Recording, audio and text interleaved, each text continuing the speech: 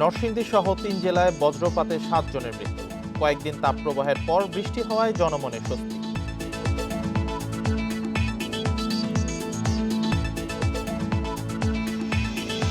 সৈয়দপুর উপজেলা চেয়ারম্যান প্রার্থী ফয়সাল দিদার দীপু গ্রেপ্তার, জরিমানা পরিশোধে অস্বীকৃতির জের।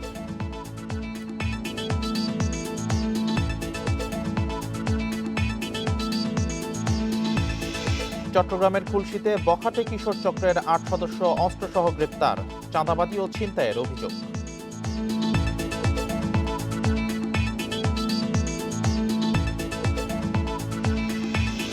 রাঙামাটির লংগদুতে গুলিতে 2 ইউপিডিএফ সদস্য নিহত, জড়িত থাকার অভিযোগ নাকচ জেএসএস এর।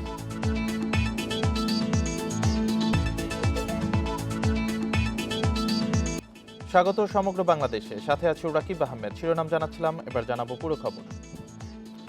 দেশের বিভিন্ন এলাকায় বজ্রপাতে 7 জন নিহত এবং 4 জন আহত হয়েছেন। এর মধ্যে নরসিংদীতে মা ছেলে সহ মৃত্যু হয়েছে 4 জনের। এছাড়া টাঙ্গাইলে বজ্রপাতে মারা গেছে 2 সহোদর।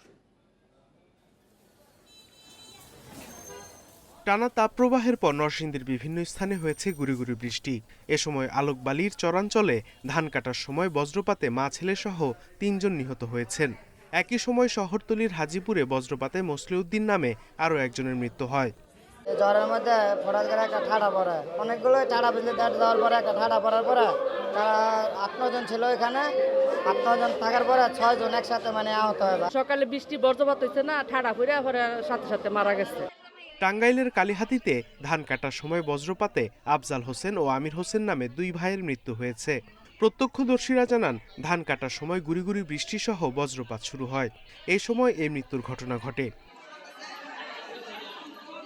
এছাড়া গাজীপুরের শ্রীপুরে ধান শুকানোর সময় বজ্রপাতে ফাতেমা আক্তার নামে এক গৃহবধূর মৃত্যু হয়েছে। গত কয়েকদিনের তাপপ্রবাহ ও ভ্যাপসা গরমের পর বৃষ্টি হয়েছে হবিগঞ্জ, লক্ষ্মীপুর, চাঁদপুর ও নেত্রকোনায়। আবহাওয়া অফিস জানিয়েছে, আগামী কয়েকদিন বৃষ্টির ধারা অব্যাহত থাকতে পারে। Sadequr Rahman Siddiqui, independent news. এদিকে আগামী 23 তারিখ পর্যন্ত থেমে থেমে বৃষ্টির পূর্বাভাস দিয়েছে আবহাওয়া অফিস। এছাড়া কিছু এলাকায় শিলাবৃষ্টিও হতে পারে। সকাল থেকে রাজধানী সহ বিভিন্ন জেলায় হালকা থেকে মাঝারি বৃষ্টি হওয়ায় স্বস্তি ফিরেছে জনমনে। টানা কয়েকদিন গরমের পর সকালে রাজধানীর আকাশ ছিল মেঘলা। কিছু এলাকায় হালকা বৃষ্টি হয়। পরিমাণে কম হলেও বৃষ্টি আর মেঘলা আবহাওয়ায় কমেছে গরমের প্রকোপ। স্বস্তি মিলেছে নগরবাসীর। বৃষ্টি হলে মানুষ একটু স্বস্তি পায়। যে গরম পড়ে যে অবস্থা, মানুষ তো অসুস্থ হয়ে যায়। গরম একটু খারাপ লাগছে, এখন ঠান্ডা দিলে তো ভালোই লাগবে। আবহাওয়া অফিস বলছে, আগামী কয়েকদিন ময়মনসিংহ, চট্টগ্রাম ও সিলেট বিভাগের কিছু কিছু এলাকায় দমকা ও ঝড়ো হাওয়া সহ বৃষ্টি এবং বজ্রসহ বৃষ্টি হতে পারে। এছাড়া ঢাকা, রংপুর ও বরিশাল বিভাগের 2-1 জায়গায় শিলাবৃষ্টিও হতে পারে। আকাশ মেঘলা থেকে মেঘাচ্ছন্ন থাকতে পারে এবং সেই সাথে হালকা থেকে মাঝারি এবং বিক্ষিপ্তভাবে এর চাইতে বেশিও বৃষ্টিপাত এবং কোথাও কোথাও ভেরি ফিউ প্লেস বিক্ষিপ্তভাবে শিলাবৃষ্টি হওয়ার সম্ভাবনা আছে। বৃহস্পতিবার পর্যন্ত দেশের বিভিন্ন এলাকায় থেমে থেমে বৃষ্টি হতে পারে। এরপর আবারও মৃদু থেকে মাঝারি তাপপ্রবাহ শুরু হতে পারে বলে জানিয়েছে আবহাওয়া অফিস। বৃষ্টিপাতের প্রবণতা যখন বৃদ্ধি পাবে, চলমান যে তাপপ্রবাহ এটা প্রশমিত হয়ে যাবে। যখন বৃষ্টিপাতের পরিমাণটা কমে আসবে, তখন আবারও দেখা যাবে যে দীর্ঘমেয়াদী না হলেও স্বল্প মেয়াদী তাপপ্রবাহ আবার আসতে পারে। এ সময়ে বঙ্গোপসাগরে একটি লঘুচাপ সৃষ্টি হতে পারে বলেও জানানো হয়েছে আবহাওয়ার পূর্বাভাসে। জাহিদুল ইসলাম, ইন্ডিপেন্ডেন্ট নিউজ, ঢাকা। নির্বাচনী আচরণবিধি ভঙ্গের অভিযোগে নীলফামারী সৈয়দপুর উপজেলা চেয়ারম্যান প্রার্থী ফয়সাল দিদার দীপুকে গ্রেপ্তার করেছে পুলিশ। এসিল্যান্ডের দায়ের করা মামলায় তাকে গ্রেপ্তার করা হয়। শুক্রবার তাকে আটক করা হলেও প্রায় 20 ঘন্টা তার বিরুদ্ধে মামলা হয়। পুলিশ জানায়, জীবন্ত ঘোড়া নিয়ে প্রচারণা চালানোর সময় চেয়ারম্যান প্রার্থী দীপুকে 40,000 টাকা জরিমানা ও অনাদায়ে 1 মাসের কারাদণ্ডের আদেশ দেয় ভ্রাম্যমাণ আদালত। বিষয়টি মেনে নিতে অস্বীকৃতি জানালে পুলিশ তাকে আটক করে। প্রায় 20 ঘন্টা পুলিশের হেফাজতে থাকার পর দুপুরে তার বিরুদ্ধে মামলা করেন এসিল্যান্ড আমিনুল ইসলাম। এরপরই গ্রেপ্তার দেখানো হয় চেয়ারম্যান প্রার্থী দীপুকে।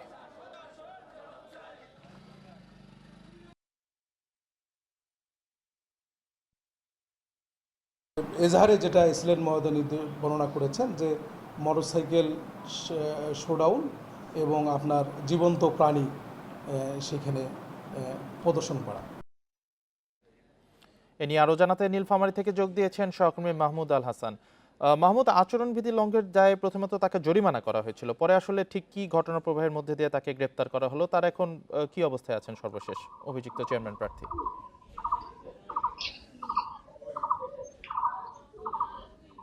ষষ্ঠ উপজেলা নির্বাচনের দ্বিতীয় ধাপে নীলফামারী, সৈয়দপুর, কিশোরগঞ্জ এবং জলঢাকা এই 3 উপজেলায় নির্বাচন চলছে। আগামী 21 তারিখ ভোট গ্রহণ সম্পূর্ণ হবে। এই গতকাল বিকেল 4টায় সৈয়দপুর উপজেলা চেয়ারম্যান প্রার্থী ঘোড়া প্রতীকে ফয়সাল দিদার দীপু তাকে ভ্রাম্যমাণ আদালত বসিয়ে জীবন্ত প্রাণী অর্থাৎ তার প্রতীক যে ঘোড়া, 2টি ঘোড়া নিয়ে তিনি প্রচার প্রচারণা করছেন এমন অভিযোগের প্রেক্ষিতে ভ্রাম্যমাণ আদালতে সৈয়দপুরের সহকারী কমিশনার ভূমি আমিনুল ইসলাম 40,000 টাকা জরিমানা এবং অনাদায়ে 1 মাসের কারাদণ্ডের আদেশ দেন। কিন্তু চেয়ারম্যান প্রার্থী ফয়সাল দিদার দীপু তিনি এই টাকা দিতে অস্বীকৃতি জানান এবং তিনি যেটি বলছেন যে এই তার যে আদেশ দেওয়া হয়েছে সেটি একেবারে তিনি সঠিকভাবে দেননি, বিধি মোতাবেক হয়নি। কারণ তিনি দাবি করছেন যে তার নির্বাচনী কার্যালয়ের নিচে তাকে এই আদেশটি দেওয়া হয়েছে এবং তিনি টাকা দিতে অস্বীকৃতি জানালে মোবাইল কোর্টের আদেশেই কিন্তু তাকে থানা হেফাজতে নেওয়া হয় এবং সারা রাত কিন্তু সেখানে থাকার পর আজ সকালেও তার বিরুদ্ধে কোনো অভিযোগ পত্র থানা পুলিশ পায়নি বলে আমাদেরকে যেটি জানিয়েছে। পরবর্তীতে আজ দুপুর 1টার পরপর সময় কিন্তু যেটি জানা যায় যে সৈয়দপুরের এসিল্যান্ড আমিনুল ইসলাম তিনি এই ফয়সাল রায়হান দীপুর বিরুদ্ধে নির্বাচনী আচরণ বিধিমালা 2016 32 ধারায় কিন্তু মামলা করেন এবং সেখানে অপরাধ হিসেবে 10 ধারায় জীবন্ত প্রাণী ব্যবহার এবং সেখানে অধিক জন নিয়ে অর্থাৎ 5 জনের বেশি জন নিয়ে নির্বাচনী প্রচার প্রচারণার অপরাধটি নিয়ে এসেছেন। বর্তমানে তাকে পুলিশ দুপুরবেলা গ্রেপ্তার দেখিয়ে কিন্তু এখন আদালতে প্রেরণ করেছে। বর্তমানে নীলফামারী জেলা জজ আদালতে সৈয়দপুরের সহকারী জুডিশিয়াল ম্যাজিস্ট্রেট তার সিনিয়র জুডিশিয়াল ম্যাজিস্ট্রেট শাহিন কবির আদালতে তাকে প্রেরণ করা হবে এবং এখানে ইতিমধ্যেই কিন্তু একজন আইনজীবী নিয়োগ করা হয়েছে, তার বিষয়ে তারা জামিন চাইবেন। তবে এখন পর্যন্ত যে অভিযুক্ত চেয়ারম্যান প্রার্থী ফয়সাল দিদার দীপু তিনি যেটি বলছেন যে তার বিরুদ্ধে যে আনীত অভিযোগ সেটি পক্ষপাতমূলক এবং তিনি বলছেন বিধি মোতাবেক হয়নি। কারণ গতকাল সকালে উপজেলা প্রশাসন তাকে সতর্ক করেছিল, সতর্ক করার পর তিনি তার এই যে জীবন্ত ঘোড়া দিয়ে নির্বাচনী প্রচারণা চালিয়েছিলেন সেটি তিনি নিয়ে তার কার্যালয়ে রেখেছেন এবং তার দাবি যে তিনি আর প্রচার প্রচারণা চালাননি এবং তাকে অবৈধভাবে অর্থাৎ তাকে কিন্তু এই জরিমানাগুলো করা হয়েছে। তিনি অস্বীকৃতি জানালে কিন্তু থানা হেফাজতে দীর্ঘক্ষণ থাকার পরেও তবে এই বিষয়ে কিন্তু এখন পর্যন্ত সহকারী কমিশনার ভূমি এবং এই নির্বাচনের যে রিটার্নিং কর্মকর্তা অতিরিক্ত জেলা ম্যাজিস্ট্রেট ছাইদুল ইসলাম তারা নির্দিষ্ট করে কোনো কথাই বলেননি। বিশেষ করে বিচারিক কাজে বক্তব্য দেওয়া যাবে বলে তারা কোনো কথা বলছেন না। তবে সৈয়দপুর থানা যে ভারপ্রাপ্ত কর্মকর্তা তিনি বলছেন যে 4টার দিকে আদালতের আদেশ অমান্য করে তিনি জরিমানার টাকা না দিলে তাকে পুলিশ হেফাজতে নেয় এবং সারা রাত তার সাথে কিন্তু এই জরিমানার টাকা দেওয়ার জন্য বললেও এই প্রার্থী টাকা দিতে রাজি হননি, কারণ তিনি এই তার অভিযোগটা অস্বীকার করেছেন যে তিনি অভিযোগ করেননি মর্মে। ইতিমধ্যেই কিন্তু আজকে থানায় কিন্তু লিখিত এজাহার দেওয়ার পরেই এসিল্যান্ডের মামলায় কিন্তু তাকে গ্রেপ্তার দেখিয়ে আদালতে প্রেরণ করা হয়েছে। এখন জামিনের অপেক্ষায় নির্বাচনের যে চেয়ারম্যান প্রার্থী ঘোড়া প্রতীকের ফয়সাল দিদার দীপু তার আইনজীবী অপেক্ষা করছেন এবং তাকে আদালতে নেওয়া হবে। তার অর্থাৎ তিনি জামিনের অপেক্ষায় আছেন। নীলফামারী থেকে জানাচ্ছিলেন সহকর্মী মাহমুদ আল হাসান। কোন প্রার্থী আচরণবিধি ভঙ্গ করলে তাৎক্ষণিকভাবে আইনি ব্যবস্থা নেওয়া হবে বলে জানিয়েছেন নির্বাচন কমিশনার অবসরপ্রাপ্ত ব্রিগেডিয়ার জেনারেল আহসান হাবিব খান। সকালে ঝালকাঠি জেলা শিল্পকলা একাডেমি মিলনায়তনে আয়োজিত বরিশাল, ঝালকাঠি ও পিরোজপুর জেলার উপজেলা পরিষদ নির্বাচনের প্রার্থীদের মত বিনিময় সভায় একথা বলেন তিনি। যে কোনো মূল্যে অবাধ, সুষ্ঠু, নিরপেক্ষ ও গ্রহণযোগ্য নির্বাচন নিশ্চিত করা হবে বলেও জানান নির্বাচন কমিশনার। এ লক্ষ্যে আইনশৃঙ্খলা পরিস্থিতি স্বাভাবিক রাখতে জেলা প্রশাসন ও পুলিশ বিভাগকে নির্দেশ দেন তিনি। সভায় প্রার্থীদের পাশাপাশি 3 জেলা প্রশাসক উপস্থিত ছিলেন।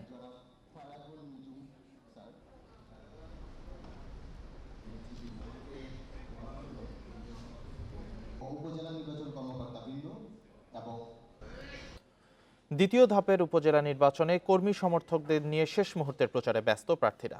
বৃষ্টি আর বৈরী আবহাওয়া উপেক্ষা করেই চলছে ভোটের প্রচারণা। আচরণবিধি লঙ্ঘন সহ নানা পাল্টাপাল্টি অভিযোগের মাঝেই ভোটারদের দ্বারে দ্বারে যাচ্ছেন প্রার্থীরা। ভোট সুষ্ঠু করতে সব ধরনের পদক্ষেপ নেওয়া হচ্ছে জানিয়েছেন নির্বাচন কর্মকর্তারা। দ্বিতীয় ধাপে দেশের 157 উপজেলায় আগামী মঙ্গলবার ভোট গ্রহণ, তাই শেষ মুহূর্তের প্রচারে মুখর এসব নির্বাচনী এলাকা। ভোট থেকে রাত পর্যন্ত শহর গ্রামে চলছে প্রচার। বৃষ্টি আর বৈরী আবহাওয়া উপেক্ষা করে সকাল থেকে প্রচার চালাচ্ছেন সুনামগঞ্জের প্রার্থীরা। বৃষ্টিতে বড় সমাবেশ বন্ধ থাকলেও হাটবাজার, চায়ের দোকানেই চলছে ভোটারদের সাথে জনসংযোগ। কিন্তু আমরা সেন্টারে নেওয়ার জন্য আপ্রাণ চেষ্টা করছি, ইনশাআল্লাহ আশা করি আমরা সন্তোষজনক ভোটার যাবে। দ্বিতীয় ধাপে ভোট হবে গোপালগঞ্জের কাশিয়ানী, মুকসুদপুর উপজেলা, যশোরের শার্শা, রাজবাড়ী, নাটোর ও শেরপুরে। নির্বাচনে জয় পেতে নানা প্রতিশ্রুতি দিচ্ছেন প্রার্থীরা। সেই সাথে আছে আচরণবিধি লঙ্ঘনে একে অপরের বিরুদ্ধে অভিযোগ। আমি রাস্তাঘাট, ব্রিজ, কালভার্ট যেগুলো বাকি রয়েছে সেই কাজগুলো করব। শেষ সময়ের প্রচারে ব্যস্ত পাবনার চাটমোহর, ভাঙ্গুড়া ও ফরিদপুর উপজেলার প্রার্থীরা। ভাঙ্গুড়ায় চেয়ারম্যান পদে প্রার্থী হয়েছেন স্থানীয় সংসদ সদস্যের ছেলে গোলাম হাসনাইন রাসেল। অন্য প্রার্থীদের অভিযোগ, ছেলেকে জেতাতে নানা কৌশল নিচ্ছেন এমপি মকবুল হোসেন। এদিকে হুমকির মুখে ভোটের প্রচারণা থেকে সরে গেছেন এমন অভিযোগ এক প্রার্থীর। এমপির ছেলে প্রার্থী আছে সেটাও বড় কথা নয়, যদি হুমকি দামকি, ভয় ভীতি এগুলো যদি না করতো। বিভিন্ন হুমকি ধামকি দিয়ে সরাই রাখতেছে বা বিভিন্ন পর্যায়ে তাদেরকে আটকায় রাখা হচ্ছে যেন তারা ভোট সেন্টারে না যায়। কোনো প্রভাবে এর কোনো সুযোগ নাই। এই ভাঙুর উপজেলাবাসী বুঝতে পেরেছিলেন যে উনি এই ভাঙুরকে নিয়ে ষড়যন্ত্র করছে, যে কারণে ওনাদেরকে জনগণ প্রত্যাখ্যান করেছে। ভোটাররা বলছেন এলাকার উন্নয়নে শত যোগ্য প্রার্থীকে চেয়ারম্যান হিসেবে চান তারা। রোববার মধ্যরাতে শেষ হচ্ছে দ্বিতীয় ধাপের উপজেলা নির্বাচনের প্রচার প্রচারণা। সোহেলি জাহান, ইন্ডিপেন্ডেন্ট নিউজ। প্রতিদ্বন্দ্বী সব প্রার্থী মনোনয়ন প্রত্যাহার করায় ঝিনাইদহ 1 আসনের উপনির্বাচনে আওয়ামী লীগের প্রার্থী নায়েব আলী জোয়ারদার বিনা প্রতিদ্বন্দ্বিতায় নির্বাচিত হয়েছেন। আজ প্রার্থিতা প্রত্যাহারের শেষ দিনে মনোনয়ন প্রত্যাহার করেন আব্দুল আলিম নিজামী ও নজরুল ইসলাম। নির্বাচনী কর্মকর্তা জানান, দপ্তর থেকে গেজেট প্রকাশের জন্য কাগজপত্র নির্বাচন কমিশনে পাঠানো হবে। এরপরই এ বিষয়ে আনুষ্ঠানিক ঘোষণা দেওয়া হবে। গত 16 মার্চ ঝিনাইদহ 1 আসনের সংসদ সদস্য আব্দুল হায়ের মৃত্যুতে আসনটি শূন্য হয়। পরে নির্বাচন কমিশন নতুন নির্বাচনের তফসিল দেয়। মনোনয়নপত্র দাখিল করেন আওয়ামী লীগের নায়েব আলী জোয়ারদার, খেলাফত আন্দোলনের আব্দুল আলিম নিজামী এবং স্বতন্ত্র প্রার্থী নজরুল ইসলাম ও মুনিয়া আরেফিন। যাচাই বাছাইয়ে মুনিয়া আরেফিনের মনোনয়নপত্র বাতিল হয়। আগামী 5 জুন এই উপনির্বাচনে ভোট গ্রহণ হওয়ার কথা ছিল। চট্টগ্রাম নগরীতে অভিযান চালিয়ে বখাটে কিশোর চক্রের 8 জনকে গ্রেপ্তার করেছে পুলিশ। শুক্রবার রাতে তাদের গ্রেপ্তার করা হয়। গ্রেপ্তারকৃতরা চাঁদাবাজি ও ছিনতাইয়ে জড়িত বলে দাবি পুলিশের। পুলিশ জানায়, শুক্রবার নগরের নাসিরাবাদ সরকারি বালক উচ্চ বিদ্যালয়ের মাঠে খেলতে গেলে এক কিশোরকে মারধর করে বখাটে কিশোর চক্রের 8 থেকে 10 সদস্য। এক পর্যায়ে তার কাছ থেকে 4টি মোবাইল ছিনিয়ে নেয় তারা। পরে অস্ত্রের মুখে জিম্মি করে কিশোরের পরিবারের কাছে 1 লাখ টাকা চাঁদা দাবি করে। পরে ওই ভুক্তভোগীর ভাই 999-এ ফোন দিলে নগরীর আকবর শাহ ও পাহাড়তলিতে অভিযান চালিয়ে হেলাল বাদশাহ চৌধুরী সহ 8 জনকে গ্রেপ্তার করে পুলিশ।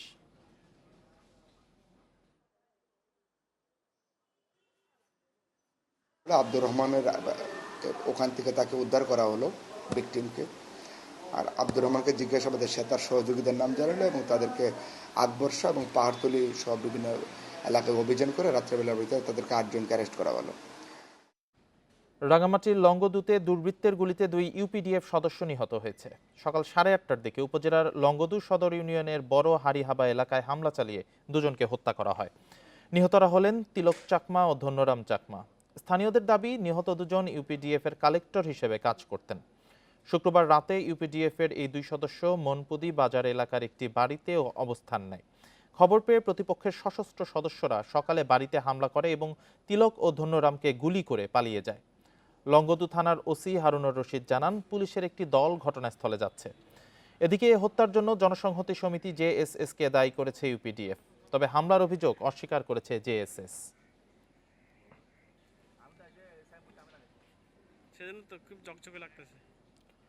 সাভারে অটোরিকশা চালককে পিটিয়ে পা ভেঙে দেওয়ার অভিযোগে ট্রাফিক পুলিশের রেকার চালক সোহেল রানাকে প্রত্যাহার করা হয়েছে। ঢাকা জেলার পুলিশ সুপার আসাদুজ্জামানের নির্দেশে অভিযুক্ত পুলিশ সদস্যকে পুলিশ লাইনে প্রত্যাহার করা হয়েছে বলে জানিয়েছে ঢাকা জেলা উত্তর ট্রাফিক বিভাগ। স্থানীয়রা জানায়, শুক্রবার সকালে ফজলু মিয়া অটোরিকশা নিয়ে ঢাকা আরিচা মহাসড়ক দিয়ে যাবার পথে ট্রাফিক পুলিশের রেকার চালক সোহেল রানা তাকে থামাতে চেষ্টা করেন। এ সময় তিনি অটোরিকশা না থামিয়ে চলে যাবার চেষ্টা করলে রেকার চালক সোহেল রানা তাকে ধাওয়া দিয়ে ধরে লোহার পাইপ দিয়ে পেটান। পরে 2 পা ভাঙা অবস্থায় স্থানীয়রা ফজলু মিয়াকে উদ্ধার করে হাসপাতালে নিয়ে যায়। খুলনায় সরকারি পাটকল ইজারা নেওয়া প্রতিষ্ঠানগুলো আশানুরূপভাবে মিল পরিচালনা করতে ব্যর্থ হয়েছে। তাই ইজারায় পাটকল চালুর বিষয়ে নতুন করে চিন্তাভাবনা চলছে বলে জানিয়েছেন বস্ত্র ও পাটমন্ত্রী জাহাঙ্গীর কবির নানক। সকালে খুলনার দৌলতপুর পাটকল পরিদর্শনে এসে এসব কথা বলেন তিনি। মার্চে বেসরকারি ব্যবস্থাপনায় চালু হয় খুলনার Daulatpur jute mill. Fortune Group ইজারা নিয়ে উৎপাদন শুরু করে পাটকলটিতে। এছাড়া চালুর অপেক্ষায় প্লাটিনাম জুবিলি জুট মিল ও খালিশপুর জুট মিল। শনিবার সকালে পাটকল পরিদর্শন করেন বস্ত্র ও পাটমন্ত্রী জাহাঙ্গীর কবির নানক। চালু থাকলেও দৌলতপুর জুট মিলটি পুরোদমে উৎপাদনে নেই, তৈরি হয়নি প্রত্যাশিত কর্মসংস্থানও। এতে অসন্তোষ প্রকাশ করেন মন্ত্রী। তিনি বলেন, যে উদ্দেশ্যে পাটকল বেসরকারি খাতে দেওয়া হয়েছে তা পূরণ হয়নি। এই পাটকলগুলি এমন সুন্দর জায়গায় রয়েছে এবং বিস্তৃত এলাকা জুড়ে রয়েছে, এগুলিকে নিয়ে নতুন করে ভাববার সময় এসছে। এছাড়া ইজারা শর্ত মানা না হলে ব্যবস্থা নেওয়ার হুঁশিয়ারি দেন মন্ত্রী। বিজিএমসির চেয়ারম্যানকে দ্রুত এ সংক্রান্ত প্রতিবেদন দেওয়ার নির্দেশ দেন তিনি। এই বিলগুলিতে কোনো শুভ সূচনাও করতে পারেন না অনেকে। আমি ইতিমধ্যে বিজিএমসির চেয়ারম্যানকে সামগ্রিকভাবে যে পর্যবেক্ষণ করেছেন, যা পেয়েছেন তার উপর প্রতিবেদন, জরুরি ভিত্তিতে প্রতিবেদন দেওয়ার জন্য বলেছি। চলতি বছর খুলনা যশোর অঞ্চলে বন্ধ হয়ে যাওয়া জেজেআই, কার্পেটিং, খালিশপুর ও ইস্টার্ন জুট মিল বেসরকারি খাতে স্বল্প পরিসরে চালু হয়েছে। চালুর অপেক্ষায় আরও 4টি পাটকল। 2020 সালে লোকসানের মুখে বন্ধ করে দেয়া হয় পাটকলগুলো। অভিজিৎ পাল, ইন্ডিপেন্ডেন্ট নিউজ, খুলনা। জামালপুরের বকশীগঞ্জে কেন্দ্র সচিবের গাফিলতিতে 43 জন এসএসসি পরীক্ষার্থী ফেল করার অভিযোগ উঠেছে। এছাড়া ব্যবহারিক পরীক্ষায় টাকা নেওয়ার অভিযোগও তুলেছেন পরীক্ষার্থীরা। তবে অভিযোগ অস্বীকার করে দ্রুত সমস্যা সমাধানে আশ্বাস দিয়েছে কর্তৃপক্ষ। জামালপুরের বকশীগঞ্জে Chandrabad Rashida Begum school and college কেন্দ্র থেকে এবার কারিগরি বিভাগে 6টি বিদ্যালয়ের 157 শিক্ষার্থী এসএসসি পরীক্ষায় অংশ নেন। এর মধ্যে IT support and IoT basic 2 বিষয়ের ব্যবহারিক পরীক্ষা দেন 3 বিদ্যালয়ের 43 জন। ফল প্রকাশের পর জানা যায়, এসব শিক্ষার্থী সব বিষয়ে পাশ করলেও শুধুমাত্র এই বিষয়টিতে ফেল করেছেন। ব্যবহারিক পরীক্ষার ফলাফল বোর্ডে পাঠানো হয়নি দাবি করে শিক্ষার্থীদের অভিযোগ, কেন্দ্র সচিবের গাফিলতির কারণে এমন ফল বিপর্যয়। ব্যবহারিক পরীক্ষার সময় প্রতিজনের কাছ থেকে 1000 থেকে 1500 টাকা নেওয়ার অভিযোগও তোলেন শিক্ষার্থীরা। ফিজিক্স, কেমিস্ট্রি, ম্যাথ, ইংলিশ এগুলাতে প্রত্যেকটাতে A+, A- এরকম result, but IT support basic 2-তে আমাদের F আসছে। প্র্যাকটিক্যাল নাম্বারের জন্য সবাই 1000-1500 এইভাবে টাকা দিয়েছে, তাও আমাদের এই প্র্যাকটিক্যাল নাম্বারটা যোগ করে নাই। স্যার বলতেছে যে 1-1.5 মাস সময় লাগবে, কিন্তু 1-1.5 মাস জীবন 1-1.5 মাস তো সম্ভব না। আমরা যদি রেজাল্টটা না ঠিক করতে পারি আমাদের একটা বছর লস হয়ে যাবে। তবে অভিযোগ অস্বীকার করে বিষয়টি সুরাহার চেষ্টা চলছে বলে জানান কেন্দ্র সচিব। এর মধ্যে উপজেলা প্রশাসনের কাছে অভিযোগও জানিয়েছেন ভুক্তভোগীরা। যথাযথ প্রক্রিয়া অনুসরণ করে আগের যে পিএফ নাম্বার দেওয়া আছিল সেটা হার্ড কপি সহ আমি 13 তারিখে বোর্ডে উপস্থাপন করেছি। আশাবাদী দ্রুত সম্ভব রেজাল্ট সংশোধনী আসবে। একজন শিক্ষক গিয়েছেন, রেজাল্টের পরে বোর্ডে যোগাযোগ করেছেন এবং আমরা আমাদের ঊর্ধ্বতন কর্তৃপক্ষকে আমি জানিয়েছি এবং এই বিষয়ে আমাদের যতটুকু আসলে সাধ্য ততটুকু ভাবে আমরা চেষ্টা করব, ইনশাআল্লাহ ভালো ফলাফল আসবে। দ্রুত ফল সংশোধন নিশ্চিত করা না হলে কলেজে ভর্তি অনিশ্চিত হয়ে পড়ার আশঙ্কায় ভুক্তভোগী পরীক্ষার্থীরা। Independent news. ফরিদপুরের নগরকান্দায় স্কুল ছাত্র আলাউদ্দিন মাতুব্বর অন্তর হত্যা মামলায় যাবজ্জীবন সাজাপ্রাপ্ত পলাতক আসামি আজিজুল শেখকে গ্রেপ্তার করেছে র্যাব। সকালে র্যাবের ফরিদপুর কার্যালয়ে সংবাদ সম্মেলনে এই তথ্য জানায় বাহিনীটি। র্যাব জানায় 2018 সালে নগরকান্দার মানিকদি পাগলপাড়া এলাকা থেকে স্কুল ছাত্র অন্তরকে অপহরণ করে নিয়ে হত্যা করে দুর্বৃত্তরা। এই ঘটনায় মামলা দায়ের হলে আদালত এবছরের 27 মার্চ 3 জনের মৃত্যুদণ্ড ও 3 জনকে যাবজ্জীবন কারাদণ্ড দেয়। এ সময় আদালতে 5 আসামি উপস্থিত থাকলেও আজিজুল শেখ পলাতক ছিলেন। শুক্রবার গোপন তথ্যের ভিত্তিতে ফরিদপুরের ভাঙ্গায় অভিযান চালিয়ে আজিজুলকে গ্রেপ্তার করে র্যাব।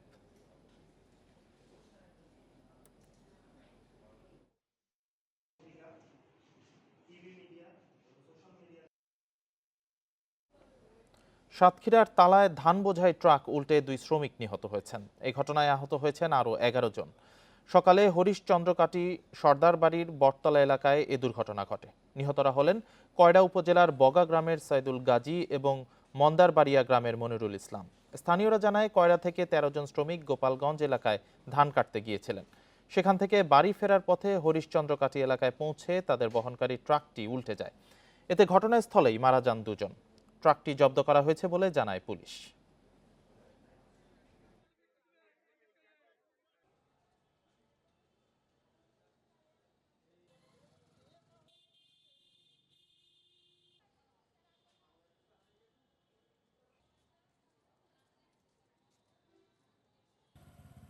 বাজার মূল্যের চেয়ে 1.5 গুণ বেশি দাম পেলেও সরকারের কাছে ধান বিক্রিতে চাঁদপুরের কৃষকদের মাঝে অনীহা দেখা দিয়েছে।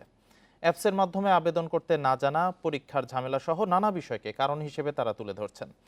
খাদ্য অধিদপ্তর বলছে, কৃষককে সচেতন করতে তারা নানামুখী চেষ্টা করছে। কৃষক উদ্বুদ্ধ না হলে ধান সংগ্রহ লক্ষ্যমাত্রা পূরণ হবে না। চাঁদপুরে এবার ৬,১০৬ টন ধান সংগ্রহের লক্ষ্যমাত্রা নির্ধারণ করেছে খাদ্য অধিদপ্তর। দাম ধরা হয়েছে ১২৮০ টাকা মন। এদিকে বাজারে ধানের দাম ৮০০ থেকে ৮৫০ টাকা মন। এরপরও সরকারের কাছে ধান বিক্রিতে অনীহা দেখাচ্ছেন কৃষকরা।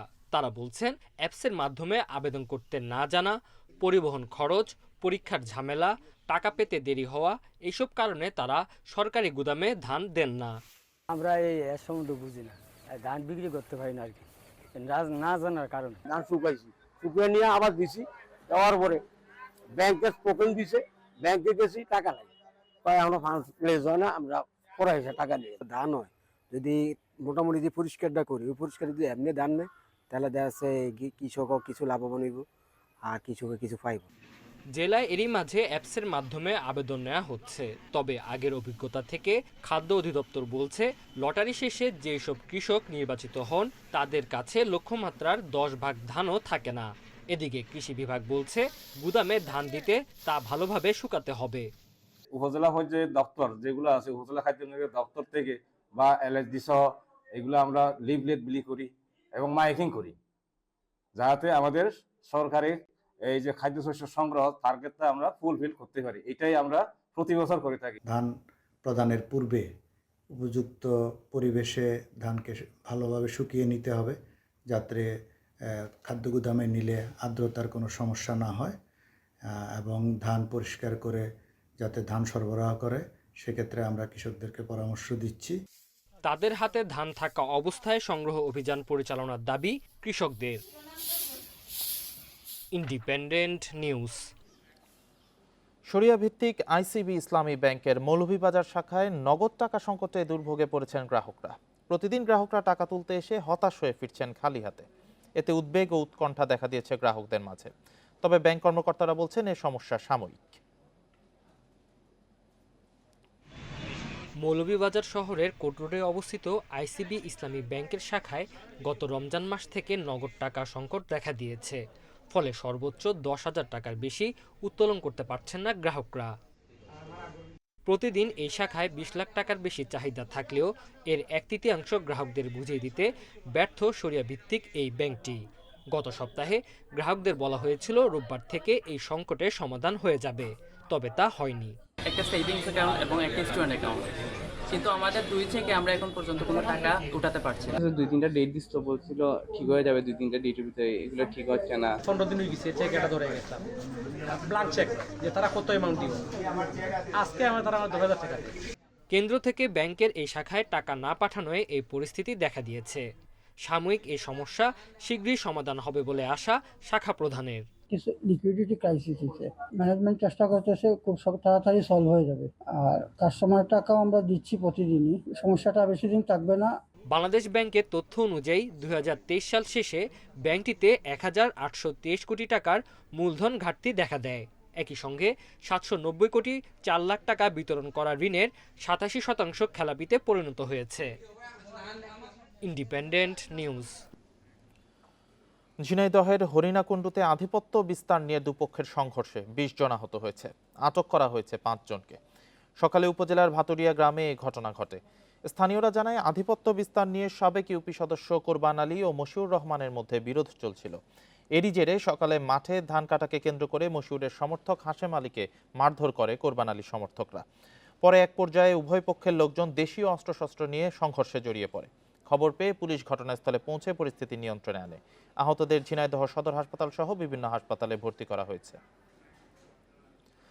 কুষ্টিয়ার কুমারখালীতে ধান কাটাকে কেন্দ্র করে প্রতিপক্ষের হামলায় একজন নিহত হয়েছেন। আহত হয়েছেন আরও 2 জন। পুলিশ জানায়, সকালে খোর্দ বনগ্রামে ধান কাটাকে কেন্দ্র করে ইউনুস আলী ও মুক্তার আলীর মধ্যে কথা কাটাকাটি হয়। এক পর্যায়ে মুক্তার আলী ও তার লোকজন মিলে ইউনুস আলীকে ধারালো অস্ত্র দিয়ে কুপিয়ে জখম করেন। আশঙ্কাজনক অবস্থায় উদ্ধার করে হাসপাতালে নেওয়া হলে চিকিৎসক তাকে মৃত ঘোষণা করেন। এই ঘটনায় জড়িতদের ধরতে অভিযান চলছে। অপ্রীতিকর পরিস্থিতি এড়াতে ওই এলাকায় মোতায়েন রয়েছে অতিরিক্ত পুলিশ। প্রবাসীদের কল্যাণে নেয়া recovery and advancement informal sector employment RAISE প্রকল্পের আওতায় করোনায় কর্মহীন 2 লাখ প্রবাসীকে আর্থিক সহ নানা ধরনের সুবিধা দিচ্ছে সরকার। বিশ্ব ব্যাংকের আর্থিক সহযোগিতায় নেয়া এই প্রকল্পের আওতায় 2015 সাল থেকে বিভিন্ন সময় দেশে ফেরা প্রবাসীদেরও ডেটাবেস তৈরি হচ্ছে। অনানুষ্ঠানিক খাতে কর্মসংস্থান সৃষ্টিতে প্রবাসী কল্যাণ ও বৈদেশিক কর্মসংস্থান মন্ত্রণালয় 3 বছর মেয়াদী এই প্রকল্প বাস্তবায়নে কাজ শুরু করে 2021 সালে।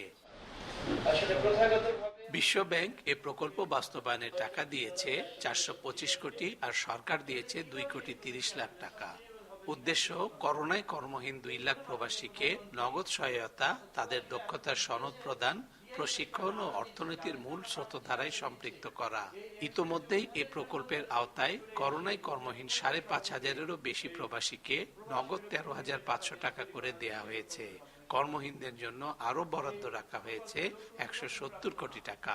প্রথম দুবাই গেলাম, দুবাই থেকে মারটার খেয়ে এসে বাড়িতে আসলাম, বাড়িতে আসার পরে গেলাম উজবেকিস্তান থেকেও মার খেয়ে আসলাম, মার খেয়ে আসার পরে গেলাম মালয়েশিয়ার করোনার টাইমে। ওখানে কিছুদিন কাজ করার পরে কোম্পানি আমাদেরকে ফেরত পাঠায়। করোনাকালীন কোম্পানি আমাকে ফেরত পাঠায় এবং এখানেও আমি 4 বছর ধরে বেকার এবং সরকার আমাকে 13,500 টাকা অনুদান দিয়েছে। প্রবাসী কল্যাণ থেকে সরকারে 13,500 টাকা দিয়েছে, এটাই আমরা চলতেছি এখন বর্তমানে একদম বেকার অবস্থা। প্রবাসীদের ডাটাবেস তৈরির পাশাপাশি কর্মহীন প্রবাসীদের কল্যাণে নেওয়া আরো উদ্যোগের কথা জানান প্রকল্পের সাথে সংশ্লিষ্ট কর্মকর্তারা। ডাটাবেস তৈরি করার মাধ্যমেই তাদেরকে আসলে সমাজের মূল স্রোতধারায় যারা বিদেশে দীর্ঘদিন যাবৎ কাজ করেছে তারা দেশে আসার পরে যেন সমাজের সাথে, পরিবারের সাথে, দেশের সাথে তারা যেন একত্রিত হয়ে কাজ করতে পারে। এই রেইস প্রকল্পের মূল উদ্দেশ্যই হলো তাদেরকে পুনঃ একত্রীকরণ করা। 30টি ওয়েলফেয়ার সেন্টারের পাশাপাশি বগুড়া পল্লী উন্নয়ন একাডেমি ও যুব উন্নয়ন অধিদপ্তর সহ সরকারের বিভিন্ন সংস্থা এই প্রকল্প বাস্তবায়নে সহযোগিতা করছে। প্রকল্পটি শেষ হচ্ছে আগামী বছর 30 June. Hasibur Rahman, independent news, Bogura. এই ছিল আজকের সমগ্র বাংলাদেশের আয়োজন। ধন্যবাদ সবাইকে।